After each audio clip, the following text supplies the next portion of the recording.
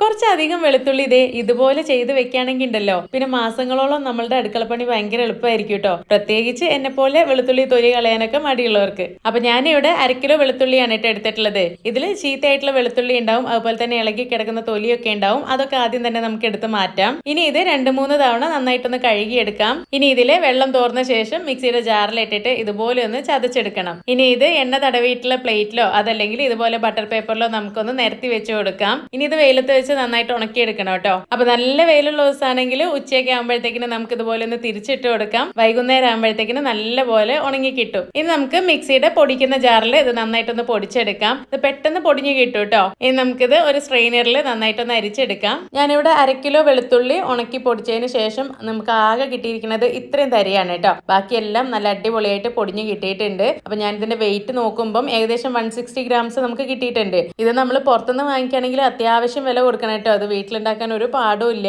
പിന്നെ ഞാനിത് ഫ്രിഡ്ജിൽ തന്നെയാണ് കേട്ടോ സൂക്ഷിച്ച് വെക്കുന്നത്. അതുപോലെ തന്നെ ഞാനിത് ഏറ്റവും കൂടുതൽ ഉപയോഗിക്കുന്നത് മീൻ വറുക്കാൻ വേണ്ടിയിട്ടാണ്. പിന്നെ നമ്മൾ പാസ്ത ഉണ്ടാക്കുമ്പോൾ, നൂഡിൽസ് ഉണ്ടാക്കുമ്പോൾ, അത് അല്ലെങ്കിൽ ഫ്രൈഡ് ചിക്കൻ ഉണ്ടാക്കുമ്പോൾ ഒക്കെ ഇത് ചേർക്കാം. നല്ല ഫ്ലേവർ ആണ്, നല്ല ടേസ്റ്റ് ആണ് കേട്ടോ. അപ്പൊ നല്ല വെയിലൊക്കെ ഉള്ള ഒരു ദിവസം കിട്ടുമ്പോൾ അതെന്തായാലും ഒന്ന് ചെയ്ത് നോക്കുക. അപ്പൊ വീഡിയോ ഇഷ്ടപ്പെട്ടിട്ടുണ്ടെങ്കിൽ എല്ലാവർക്കും ഒന്ന് ഷെയർ ചെയ്ത് കൊടുത്തേക്കണേ. താങ്ക്